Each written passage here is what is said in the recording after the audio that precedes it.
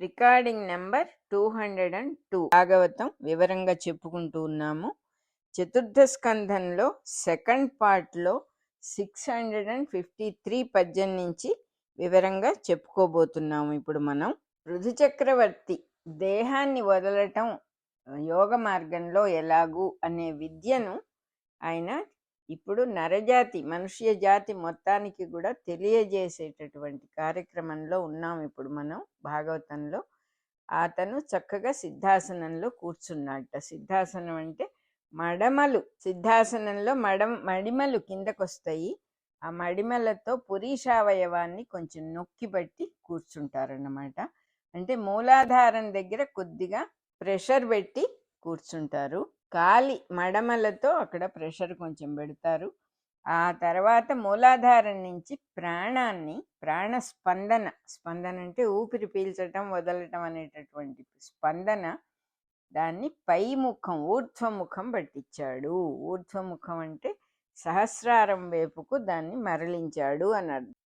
నాభి దగ్గర క్రమంగా హృదయంలోనూ ఉన్న శ్వాసను, ఆ శ్వాసతో కలిసిన ప్రాణ స్పందనను అన్నీ కలిపేసి పైకి ఊర్ధ్వగతం పై మార్గానికి పట్టించాడుట. పై మార్గం వైపు డైరెక్ట్ చేశాడనమాట. ఆ తర్వాత కంఠంలోనూ తలలోనూ ముఖంలోనూ పెదవుల్లోనూ అన్నిట్లో ఉన్న ప్రాణస్పందన అంతా కూడా కలిపి పైకి పంపించాడు. శిరస్సు పై భాగంలో ఊర్ధ్వగతి కల్పించాడు. శిరస్సు పై భాగంలోకి అంత మొత్తం ప్రాణవాయువుని పైవైపుకు మళ్ళించాడన్నమాట మొత్తాన్ని. ఇంకా దేహం వదిలేయటము అనే ప్రాసెస్కి వచ్చేసాడు. మొత్తం ఈ ప్రాణాన్నంతా కింద నుంచి మూలాధారం నుంచి పై దాకా శ్వాసని ప్రాణాన్ని కలిపి పైకి తీసుకెళ్ళి యోగ మార్గంలో వాళ్ళకి తెలుస్తుంది, చేస్తూ ఉంటారు కాబట్టి ఆ పై భాగంలో దేహాన్ని వదిలేశాడు. ఇంకంటే ఆ స్పందన అనేది ఆపేసేసాడు అనమాట. మళ్ళీ పీల్చలేదు, గాలి వదిలేసేసాడు. ఆ ప్రక్రియలో ఏం చేశాడు, తన శరీరంలో గాలిగా ఉన్నటువంటి గాలిని ఆకాశంలో ఉన్న గాలిలో కలిపేశాడు. ఆకాశాన్ని, తన శరీరంలో స్పేస్గా ఉన్నటువంటి ఆకాశాన్ని, స్పేస్లో బయట ఉన్న స్పేస్లో కలిపేసేసాడు.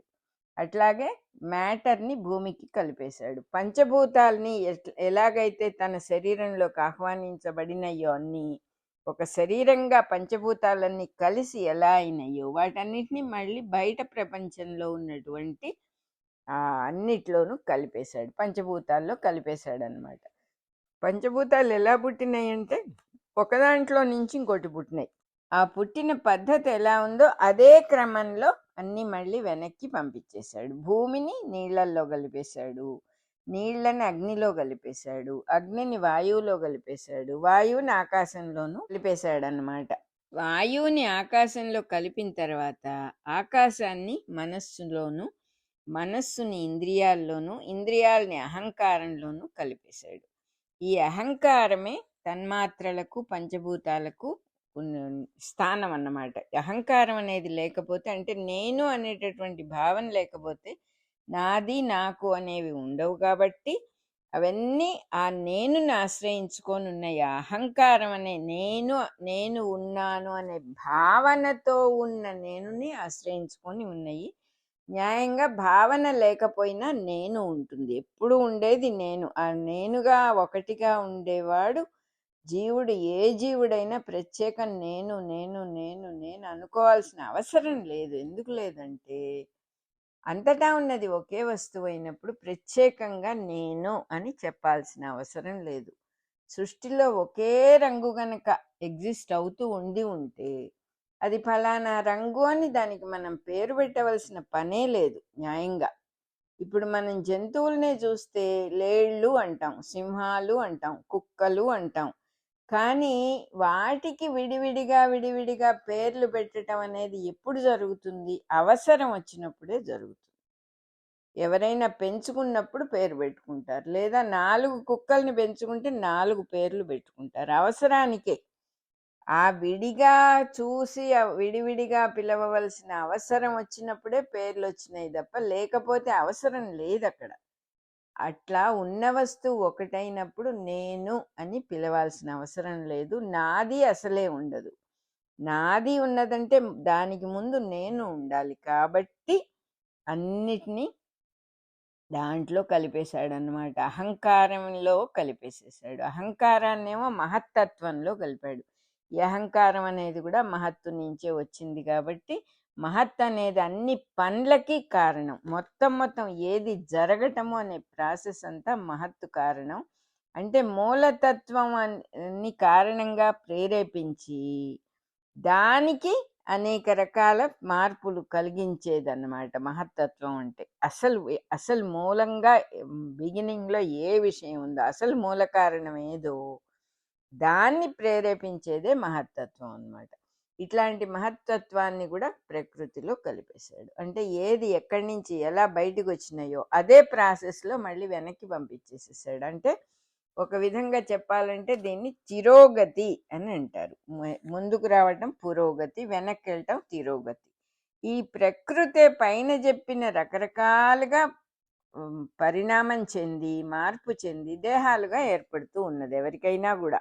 ఈ రకంగా జీవుడి రూపం ధరించిన పృథు చక్రవర్తి జ్ఞాన మార్గాన్ని వైరాగ్య మార్గాన్ని ఎస్టాబ్లిష్ చేసి తాను బ్రహ్మస్థితిలోనే నిలబడిపోయి మాయా అనేదాన్ని తాను ఎలాగైతే నేర్చుకున్నాడో ఏర్పరచుకున్నాడో ఆ స్థానాన్ని వదిలిపెట్టి ముక్తుడవటం ఎలాగూ అనేది ప్రాక్టికల్గా తనే ఇవన్నీ అయి చూపించాడు. అంటే సూర్యుడే ఇన్ని స్థితులను భూమి మీద జీవులకు కల్పించి ఇచ్చాడు. ఇవన్నీ అంటే సృష్టిలో ఇవి కూడా సృష్టించబడవలసిన అంశాలు.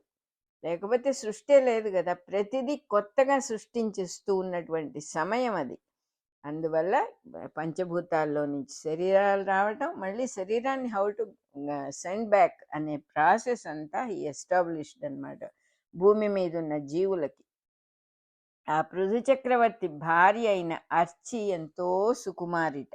నేల మీద కాలు పెడితే కందిపోతుందేమో అనేటంతటి సుకుమారమైన పాదపద్మాలున్న సౌందర్య రాశిట. అయినా కూడా కింద కాలు పెడితే కందిపోతుందని పెట్టకుండా ఉండదు ఆవిడ. సాటి లేని పతివ్రత. ఆవిడకి సమానమైన పతివ్రతలు కూడా లేరుట. అంటే భర్తనే పరమేశ్వరుడు అని నమ్మిందనమాట. ఆత్మేశ్వరుడుగా పూజించింది ఆవిడ భర్తను. అంటే తనకి భర్తకి ఎటువంటి తేడా లేదు, ఆత్మవస్తువు ఒకటే అని తెలుసుకున్నది. తన జీవిత వ్రతం అదే. ఏమిటంటే భర్తే ఆత్మేశ్వరుడు. భర్త మీద భక్తితో శుశ్రూష చేస్తూ ఋషులకి తగినటువంటి బట్టలు ధరించిందిట. ఋషులకు ఎలాగైతే జీవితం ఉంటుందో అటువంటి జీవితయాత్ర, అంటే జీవితంలో ఋషులు ఎలా ఉండాలో ఆవిడ చేసి చూపించిందనమాట.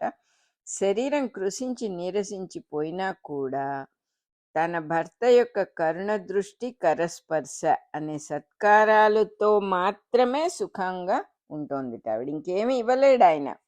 ఎందుకు అన్నీ వదిలేశాడు, తానే దేహాన్ని వదిలేసే పరిస్థితికి వచ్చాడు. భర్త ఒక మాట ప్రేమగా మాట్లాడితే చాలు, ఒక కరుణతో ఒక చూపు చూస్తే చాలు, ప్రేమగా ఒకసారి చెయ్యి ముట్టుకుంటే చాలు అన్నట్టుగా అదే గొప్ప సత్కారాలుగా భావించి తన మనస్సులో ఏ రకంగా శరీరం కృషించవచ్చు కానీ మనస్సు కృషించకుండా చక్కగా అడవులలో ఆయనతో పాటు ఆవిడ కూడా వెళ్ళిపోయిందనమాట. అడవుల్లో ఆయన ఎలా వెళ్తే అలా తిరిగింది ఆవిడ కూడా. ఏనాడు కూడా తన మనస్సున ఏ దుఃఖము ఎరగదావిడ. ఆవిడ తన భర్త దేహం విడవటం చూసి కొంచెం దుఃఖపడిందిట. కానీ వెంటనే ఆ దుఃఖాన్ని వదిలేసి వైరాగ్య స్థితిని పొందింది. దుఃఖం ఒక్క క్షణం వచ్చింది కానీ ఆవిడ దాన్ని కూడా ఓవర్కమ్ చేసింది. పూజనీయమైన మందర పర్వతపు పైన చర్యలో సహగమనం చేయాలి అని నిర్ణయించుకుని చితి పేర్చారు. పుణ్యనది అయిన మహానదిలో స్నానం చేసింది. ఎంతో గొప్పవాడైనటువంటి తన భర్త పేర నీళ్లు వదిలేసి మహాదానాలన్నీ కూడా చేసింది ఆవిడ. భక్తితో దేవతలందరికీ నమస్కారం చేసి అగ్నిదేవుడికి 3 సార్లు ప్రదక్షిణం చేసి తన భర్త పాదపద్మాలను మనస్సులో ధ్యానం చేసుకుంటూ భర్త చితి మీదే ఆయనతో పాటు ఆవిడ కూడా సహగమనం చేసి దేహాన్ని దగ్ధం చేసేసుకుంది. తన శరీరాన్ని కూడా భర్త శరీరంతో పాటు దగ్ధం చేసేసుకుంది. దేవతా స్త్రీలు అందరూ కూడా పైన ఆకాశంలో వచ్చి తమ భర్తలతో పాటు ఆ ఆ సతి, ఆ పరమసతి, ఆ మహాతల్లి, ఆ మహాసాధ్వి అర్చి అనేటటువంటి ఆవిడ భర్తతో పాటు ఎలా శరీరాన్ని వదిలేసిందో అదంతా కూడా చూశారట. పట్టరాని సంతోషంతో మందరగిరి చర్యల్లో కొత్తగా పూచిన కల్పవృక్ష పుష్పాలను సృష్టిగా కురిపించారుట. వాళ్ళందరికీ ఆ దృశ్యం చూసి ఆనందం కలిగిందిట. అదేమిటండి, శరీరం వదిలేస్తే మంటల్లో దూకితే ఆనందం ఏమిటి అంటే, ఒక జరగవలసినటువంటి కార్యక్రమాన్ని, మనకు మళ్ళీ శరీరం అంటే విపరీతమైన పట్టరాని వ్యామోహాలు ఉన్న వాళ్ళు కాదు. వాళ్ళు మొట్టమొదటి నరజన్మాది, వాళ్ళకి అది మనకి చూపించవలసిన బాధ్యత ఉంది. తర్వాత తరాల వాళ్ళు ఎలా ఉండాలి, ఏది ఎలా పర్ఫెక్ట్గా చెయ్యొచ్చు అని చూపించాల్సిన అవసరం ఉంది ఒకటి. తర్వాత శరీరానికి నొప్పులు బాధలు మనలాగా ఉండవు వాళ్ళకి. ఎందుకు ఉండవంటే వాళ్ళకి దాంతో అంత ఐడెంటిఫికేషన్ ఉండదు. అంత ఐడెంటిఫికేషన్ లేనప్పుడు దానికి కాలు విరిగినా చెయ్యి విరిగినా నిప్పులో దూకినా మనలాగా అయ్యో అనేటటువంటి ప్రాబ్లం వాళ్ళకు ఉండదు. అందువల్ల దేవతలకు కూడా ఆ విషయం తెలుసు కాబట్టి వాళ్ళకి అద్భుతమైన దృశ్యం చూసి అక్కడ పట్టరాని ఆనందంతో ఆ కొండ చర్యల్లో పూచిన పూలన్నీ వీళ్ళ మీద పూల వానలాగా కురిపించారుట. అప్సరసలందరూ నాట్యం చేశారుట. దేవతలు శంఖాల్ని తూర్యాల్ని మోగించారుట. కిన్నరులు గానం చేశారుట. దేవతా స్త్రీలు ఒకరితో ఒకరు ఆవిడ మహిమను గురించి చెప్పుకున్నారుట. వాళ్ళు ఇట్లా అనుకున్నారట, ఇట్లాంటి ఆశ్చర్యం ఎక్కడైనా చూసామా? ఈ అర్చిదేవి ధన్యాత్మురాలు. యజ్ఞమూర్తితో కలిసి నడిచిన లక్ష్మీదేవిలాగా తన భర్తతో పాటు ఈవిడ కూడా సహగమనం చేసింది. సహగమనం అనే మాటకు అర్థం భర్తతో కలిసి నడవటం అని అర్థం.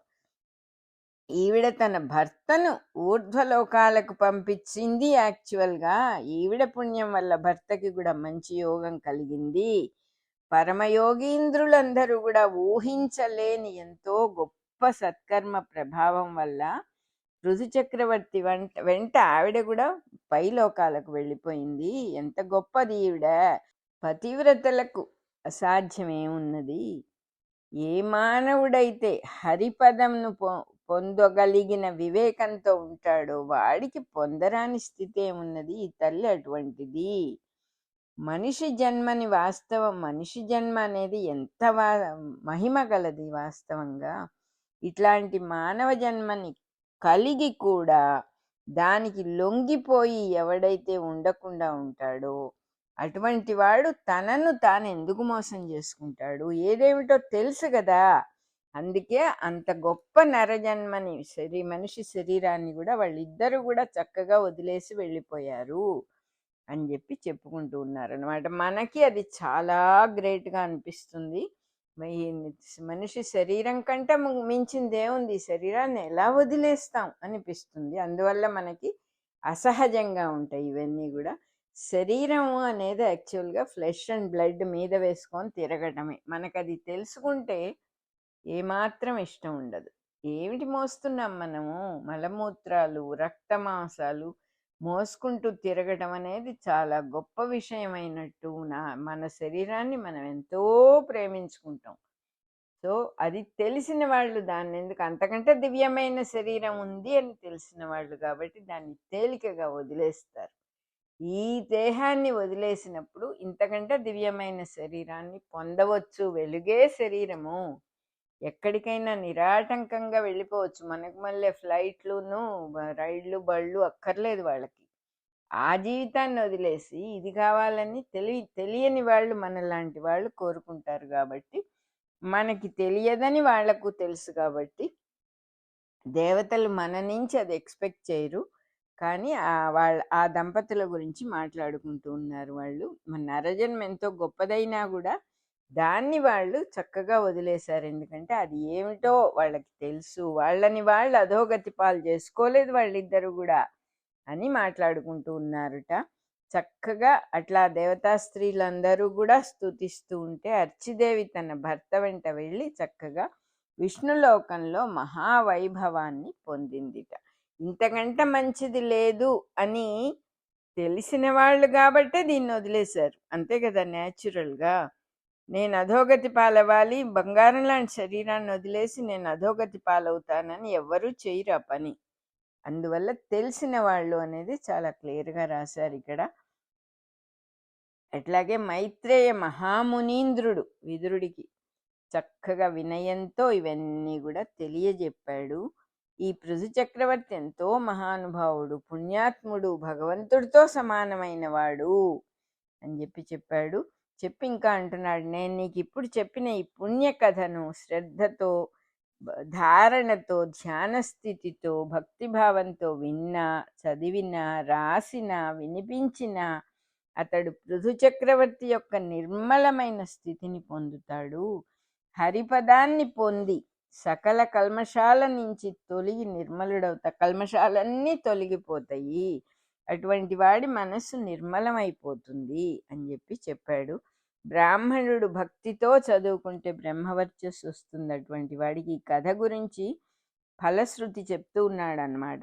క్షత్రియుడికి లోకం మీద అధికారం వస్తుంది, వైశ్యుడు ధనవంతుడవుతాడు, శూద్రుడు కీర్తి ప్రతిష్టలు గలవాడవుతాడు, దరిద్రుడు 3 సార్లు భక్తితో చదివితే ధనవంతుడవుతాడు, పేరు ప్రతిష్టలు లేనివాడు చదివితే ఎంతో ప్రఖ్యాతి కీర్తిమంతుడవుతాడు, ప్రఖ్యాతి పొందుతాడు, సంతతి లేని వాళ్ళు చదివితే, పిల్లలు లేని వాళ్ళు చదివితే వంశవృద్ధి కలిగించే సంతతి కలుగుతుంది వాళ్ళకి, మూర్ఖుడు చదివితే మనస్సులో బోధ పుట్టి విజ్ఞాని అయిపోతాడు అని చెప్తూ ఉన్నాడు. ఎంత గొప్ప కథ ఇది.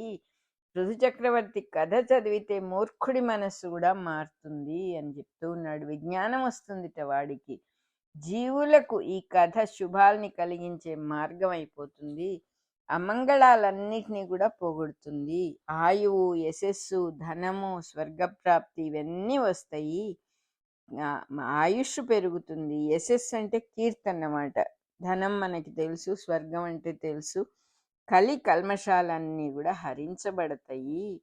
చతుర్విధ పురుషార్థాల్ని కోరిన వాడికి ఆసిద్ధి వస్తుంది.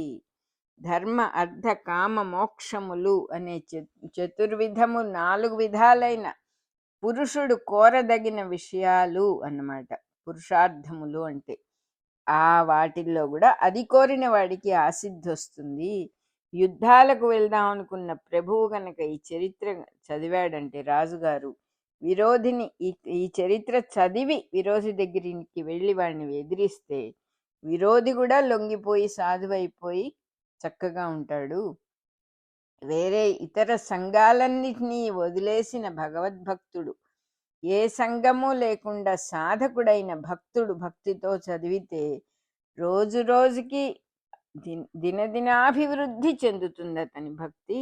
సంసార సాగరానికి తెప్పలాగా, ఒక బోట్ లాగా సర్వేశ్వరుడి పాద పద్మాలని తలుచుకోవటం చేతవుతుంది, నిశ్చలంగా ఉంటాడు. అటువంటి వాడు పృథు చక్రవర్తి పొందిన విష్ణు పదాన్నే పొందుతాడు. భక్తుడైన వాడు గనక శ్రద్ధగా చదువుకుంటే ఈ పృథు చక్రవర్తితో సమానమైన విష్ణు పదాన్ని పొందుతాడు అని మైత్రేయుడు విదురుడికి వివరంగా చెప్పి ఆ పైన వృత్తాంతం ఇట్లా చెప్పాడనమాట. విజితాశ్వుడు అంటే కథ కంటిన్యూ చేస్తూ ఉన్నాడు. విజితాశ్వుడు పృథు చక్రవర్తికి, అర్చి మహాదేవికి పుట్టిన కుమారుడు. అతడు ఎంతో గొప్పవాడు, చాలా శౌర్యం, బలం, ధైర్యం, నాయకత్వం అంటే లీడర్షిప్ పృథు చక్రవర్తి అంతటి వాడు అని అన్ని గుణాల్లో ఇతను కూడా పృథు చక్రవర్తి లాంటి వాడే, తండ్రి అంతటి వాడే అనే కీర్తి బాగా వచ్చింది అతనికి. అతడు రాజై పృథు చక్రవర్తి తర్వాత పృథివిని మొత్తాన్ని కూడా ఏలుకున్నాడు, చక్కగా పరిపాలన చేశాడుట. పూర్వం అతడు తన తండ్రి యజ్ఞంలో గుర్రాన్ని అపహరించిన ఇంద్రుడి వెంటపడ్డాడు కదా. ఇంద్రుడు మాయమైపోయినప్పుడు తను కూడా మాయమైపోయి ఇంద్రుడిని వెన్నాడి గుర్రాన్ని తెచ్చాడు పాపం. అప్పటి నుంచి అతనికి అంతర్ధానుడు అని గుర్రాన్ని జయించుకొచ్చాడు కాబట్టి విజితాశ్వుడు అని బిరుదులు వచ్చినాయి. ఆ బిరుద నామములు వచ్చినాయి, పేర్లు వచ్చినాయి. అతడు స్థిరబుద్ధితో చక్కగా రాజ్యాభిషేకాన్ని పొంది ఆయనకి అభిషేకించారు, రాజ్యం ఇచ్చారు, రాజుని చేశారు. తండ్రి తర్వాత న్యాయ మార్గంలో పరిపాలన చేశాడనమాట. తన తమ్ముళ్ళకి తనతో సమానంగా రాజ్యాన్నంతా పంచి ఇచ్చాడుట.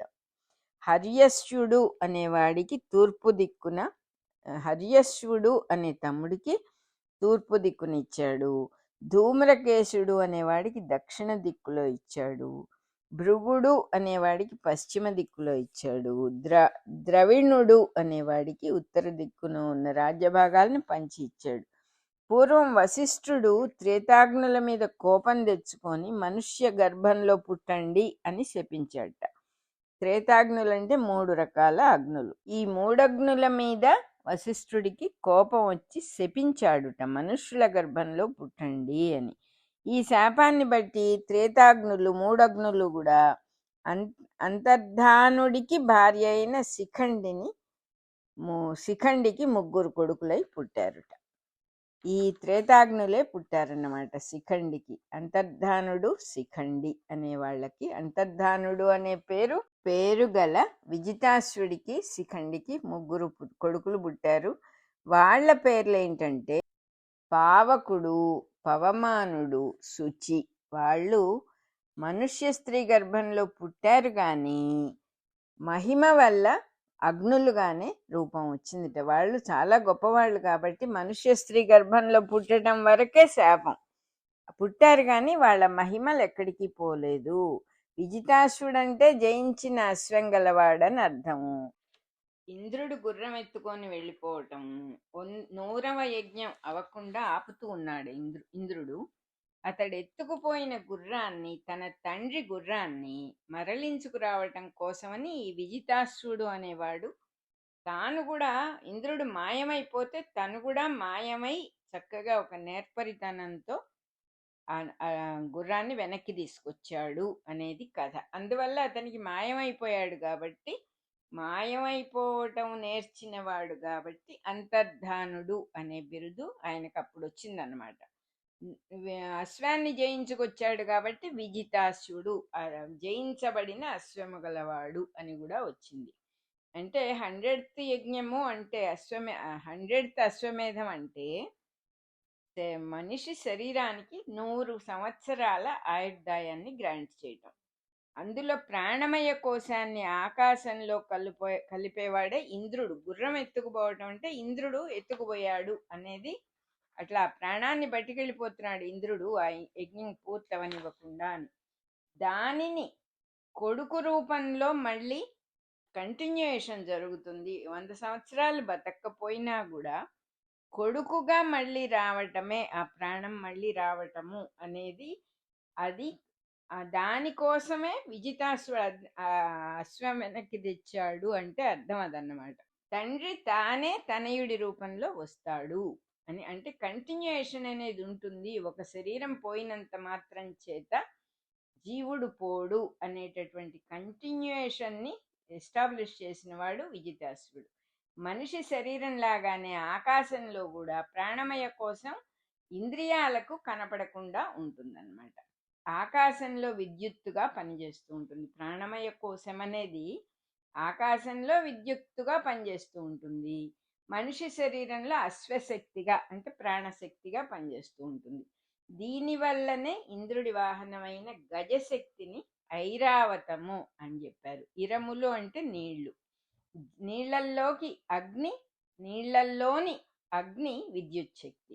అది కలిగినది కనుకనే ఐరావతము, లేక మెరుపు తోడి మేఘమే ఇంద్రుని వాహనము అన్నారనమాట. ఇవన్నీ సింబాలిక్గా చెప్పినా కూడా ఎంతో అర్థవంతమైనటువంటి సింబాలిజం ఇది. అంతేగాని ఎక్కడో కథ ఎక్కడో సింబాలిక్గా ఉండటం కాదు ఇది. మెరుపు అనేటటువంటిది ఏమిటి? మెరుపు ఏమిటి? నీళ్లతో కూడిన విద్యుత్తే మెరుపు. ఇది మనకు విష్ణు సహస్రనామాల్లో కూడా వస్తుంది. అపాంనిధి అనే నామం ఇదే మీన్ చేస్తుంది. నీళ్లల్లో ఉన్న అగ్ని ఏమిటంటే విద్యుత్ శక్తే నీళ్లల్లో ఉన్న అగ్ని. అది ఉన్నది కాబట్టి ఐరావతము, లేకపోతే మెరుపుతో కలిసి ఉన్నది ఇంద్రుడి వాహనము అని దానికి ఐరావతము అని పేరు పెట్టారన్నమాట. ఇరములు అంటే నీళ్లు కాబట్టి. మేఘానికి ఐరమ్మదము, ఇరమ్మదము అనే పేర్లు కూడా ఉన్నాయి. ఈ పేర్లకు అర్థము జలముల మదము లేకపోతే వీర్యము అని అర్థము అని చెప్పి రాశారు ఇక్కడ. విజితాసుడు ఎంతో నిశ్చలమైన బుద్ధి గలవాడు, సమదృష్టి గలవాడు. 4 తమ్ముళ్ళకి 4 దిక్కులు పంచి ఇచ్చాడు. విజితాసుడు సూర్యోదయ సూర్యాస్తమయాలను చక్కగా ప్రదర్శించి తూర్పు పడమరలను సృష్టించాడు. భూ పరిభ్రమణాన్ని నిశ్చలం చేసి ఒక సిస్టమేటిక్గా భూమి తిరగటము, పరిభ్రమించటం అనే దాన్ని సమమైన వేగాన్ని కల్పించి ఒక సిస్టమేటిక్ చేసి ఒక స్థాయిని ఇవ్వటం కోసమని భూమి ధ్రువాలకి ఎదురుగా దక్షిణం ఉత్తరము అనే దిక్కుల్ని కూడా ఎస్టాబ్లిష్ చేశాడనమాట విజితాశ్వుడు అనేటటువంటి ఈ మహానుభావుడు. మొత్తం సృష్టి గురించే చెప్తూ ఉన్నారు. ఇంకా కూడా సృష్టి ఎలా వచ్చింది అనే దాంట్లో ఇప్పుడు మనకి 4 దిక్కులు ఎస్టాబ్లిష్ అయినాయి. ఆ 4 దిక్కులు ఎస్టాబ్లిష్ అవ్వటంలో విజితాశ్వుడు సూర్యోదయం, సూర్యాస్తమయం, భూభ్రమణం వీటన్నిటికీ కూడా రెస్పాన్సిబుల్ అనమాట. రోజుకు 4 వేళల్లో కనిపించే 4 శోభలే అతని సోదరులట. విజితాశ్వుడి బ్రదర్స్ ఎవరంటే 4 వేళల్లో 4 రకాలుగా ఉండే శోభలన్నమాట. ఇక్కడ సూర్యుడి ఉదరము నుంచి అంటే పొట్ట నుంచి పంచుకున్న శోభలు గలవాళ్ళు అని అర్థముట. హర్యశ్వుడు అంటే ఆకుపచ్చని గుర్రము గలవాడు. ఇతడు వృక్ష సృష్టి చేసి చెట్లనన్నిటినీ కూడా పెంచి తన ఆకుపచ్చని గుర్రాన్ని చెట్లకి ఆకులుగా సృష్టించాడుట. జీవులందరూ కూడా భూమి మీద ఖనిజముల పరమాణువులుగా ఉన్నప్పుడు వాటికి వృక్షము అనే కొత్త మెలకువను వృక్షాలుగా మార్చినవాడు. ఆ ఖనిజముల నుంచి వృక్షములు రావటం, చెట్లు రావటము అనేటటువంటి ప్రాసెస్ ఇతని వల్ల జరిగిందన్నమాట. ఈ హర్యశ్యుడు అనే ఆకుపచ్చ గుర్రము గలవాడు అనే అర్థం ఉన్న పేరు గలవాడి వల్ల చెట్ల సంపద అంతా, ప్రకృతి సంపద అంతా కూడా వచ్చిందిట. ఈ మెలకువనే ఉషస్సు, చెట్టు అనే మెలకు వచ్చింది ఆ పరమాణువులకి. ఆ మెలకువనే ఉషస్సు అని ఋగ్వేదం వర్ణించింది. ఉషస్సు అంటే పొద్దున పూట అన్నమాట. ఉషోదయము అంటాం మనం.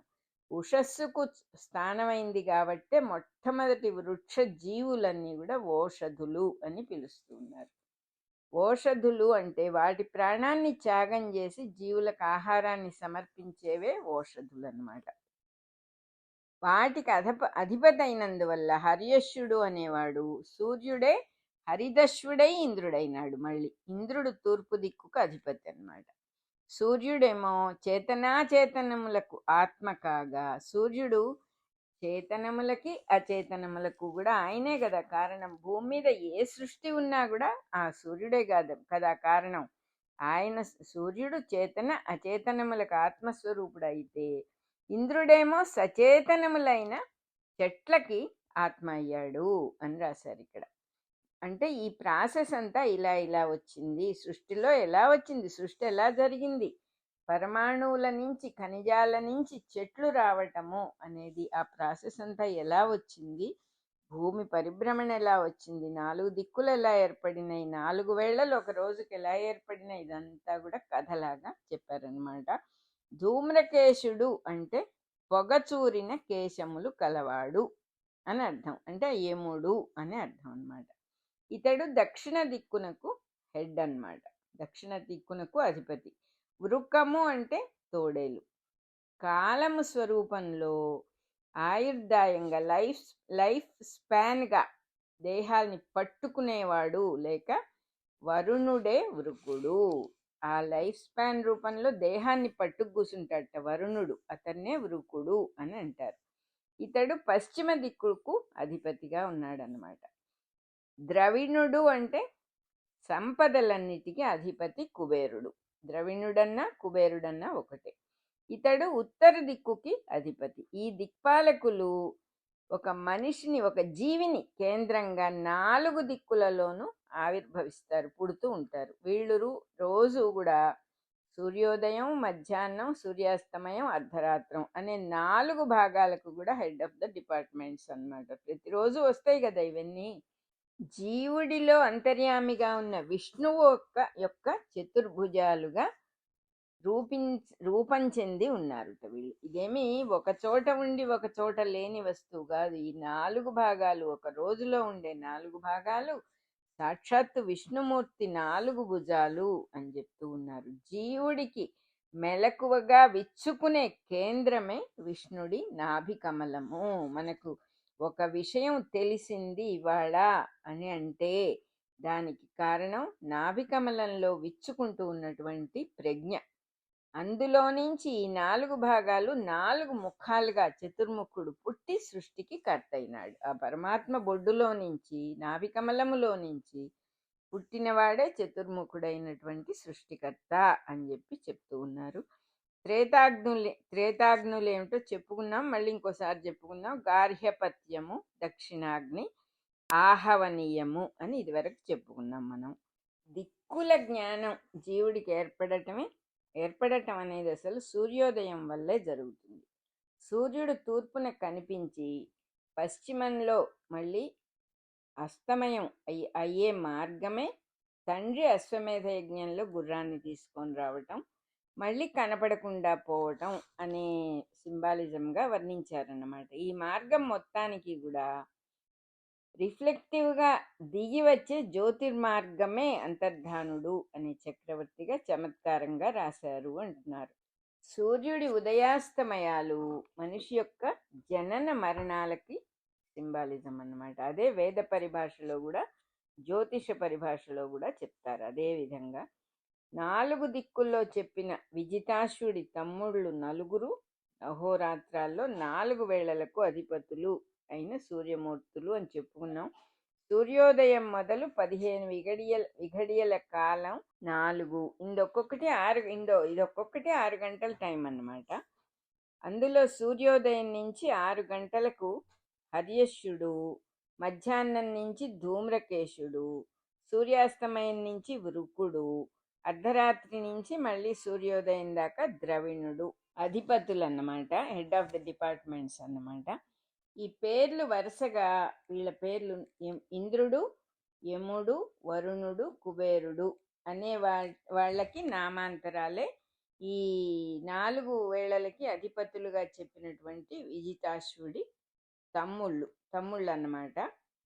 వాళ్ళల్లో ఇంద్రుడు మనిషి శరీరంలో ఉన్న ఇంద్రియాది ప్రజ్ఞలకు, యముడేమో కాలాన్ని అనుసరించే ప్రజ్ఞలకు, వరుణుడేమో పితృలోక ప్రజ్ఞలకు, కుబేరుడేమో భూలోక సంపదల్ని అనుభవించే ప్రజ్ఞలకు అధిదేవతలు వీళ్ళు.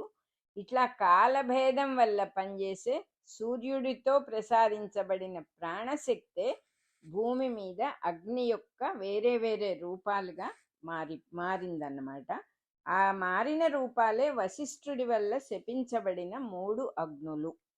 వశిష్ఠుడు అంటే వసులోకంలో వెలుగుతూ ఉన్న సూర్యుడి యొక్క ప్రజ్ఞే, వేరే ఏమీ లేదు. వసులోకం అంటే ప్లేన్ ఆఫ్ మ్యాటర్ అన్నమాట. రుద్రలోకం అంటే ప్లేన్ ఆఫ్ వైబ్రేషన్స్, ఆదిత్యలోకం అంటే plane of radiation of light అనేవి 3 వరుసగా ద్రవ్యాత్మకం, శక్త్యాత్మకం, ప్రజ్ఞాత్మకం అనే 3 లోకాలు. అందులో వసులోకం ద్రవ్యాత్మకం. అందులో సూర్యశక్తి ఈ 3 లోకాల సృష్టి కోసము గట్టిగా ఒక సిస్టమేటిక్గా నిబద్ధం అవటమే త్రేతాగ్నులకు వశిష్ఠుడిచ్చిన శాపంలాగా కథలో చెప్పారన్నమాట. పావకుడు, పవమానుడు, శుచి అనేవాళ్ళు 3 త్రేతాగ్నులు, 3 అగ్నులు. త్రేతాగ్నులు అంటే 3 అగ్నులని మామూలుగా చెప్పుకుంటాం కానీ త్రయీ విద్య అనే వేదానికి అంతర్యామిగా వర్ణించబడిన అగ్నిదేవుడే ఈ 3గా పుడతాడనమాట. అందులో పావకుడేమో కంబస్టన్ అనేటటువంటి దగ్ధం చేసే అగ్ని, పవమానుడేమో వాయువు నుంచి పుట్టిన అగ్ని, పల్సేషన్ ఆఫ్ రెస్పిరేషన్ అన్నమాట. శుచి అనేవాడు ద్రవ్యాన్ని నిజస్వరూపంగా పరిశుభ్రం చేసే అగ్ని, అంటే బర్నింగ్ ఫ్లేమ్. అది ఏదైనా ఒక ద్రవ్యాన్ని మంటలో పడేస్తే అది పరిశుభ్రం అయిపోతుంది. అది చెప్తూ ఉన్నారనమాట. ఈ 3 అగ్నుల్ని గురించే వేదాలు, అందులో ముఖ్యంగా అగ్ని సూక్తాలన్నీ కూడా చెప్పినయి. వాటికి ఒక సిస్టమాటిక్ వివరణ, శాస్త్రంలో చెప్పిన వివరణ మొట్టమొదటగా ఆంగ్లంలో ఫస్ట్ టైం ఎప్పుడూ లేనిది, క్రియేషన్ మొత్తంలో ఎప్పుడూ లేనట్టుగా బ్లావెట్స్కి అనే మహానుభావురాలు రాసిన సీక్రెట్ డాక్ట్రిన్ అనే పుస్తకంలో, గ్రంథంలో చెప్పారనమాట.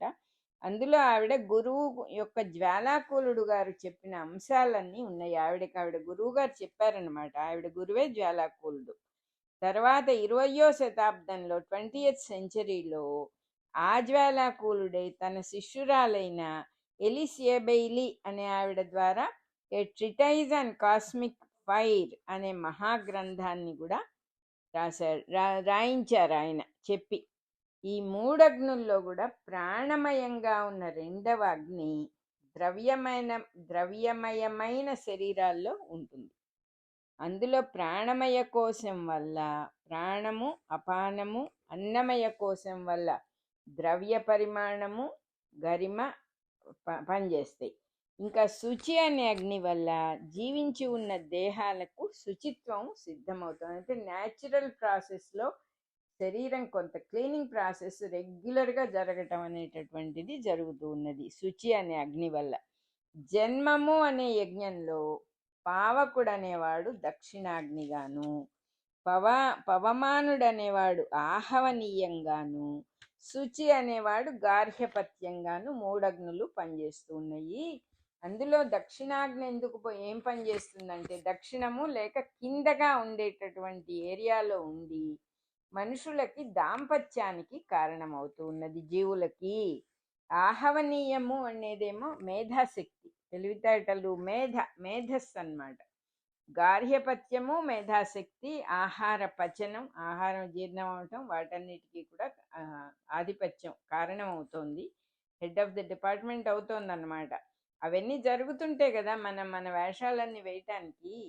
అవన్నీ శరీరం దాని పని అది చేసుకోవాలంటే ఇన్ని కార్యక్రమాలు పెట్టాడు భగవంతుడు. వాటి లోపల ఎవరో అగ్నిదేవుడుండి, ఆ దేవుడుండి, ఈ దేవుడుండి, అనేక మంది దేవతలుండి అంతా మెషిన్ అంతా సక్రమంగా నడుపుతూ ఉంటే మన ఇష్టం వచ్చినట్టుగా మనం ఏవో మనకు తోచినవన్నీ ఆ పొట్టలో వేస్తున్నాము, మనకు తోచినట్టుగా శరీరాన్ని నడుపుతూ ఉన్నాం. ఈ విధంగా మనిషి గర్భంలో పుట్టిన వాళ్ళు ముగ్గురు కూడా వాళ్ళ ప్రభావం వల్ల అగ్నులుగానే పనిచేస్తూ ఉన్నారు. వాళ్ళు మనుష్య శరీరంలో పుట్టి మనుషులకు సహాయం చేస్తున్నారు తప్ప వాళ్ళ ప్రభావం ఎక్కడా తగ్గలేదు. వీళ్ళు ముగ్గురే యాక్చువల్గా ప్రభావము అంటే ప్రభ లేక వెలుగు అని అర్థం అవుతారు. వీళ్ళు ముగ్గురు కూడా విజితాశ్వుడి కొడుకులని చెప్పారంటే తండ్రి నుంచి కుమారులు పుట్టటంగా తండ్రే దిగి వస్తున్నాడు అనేటటువంటిది.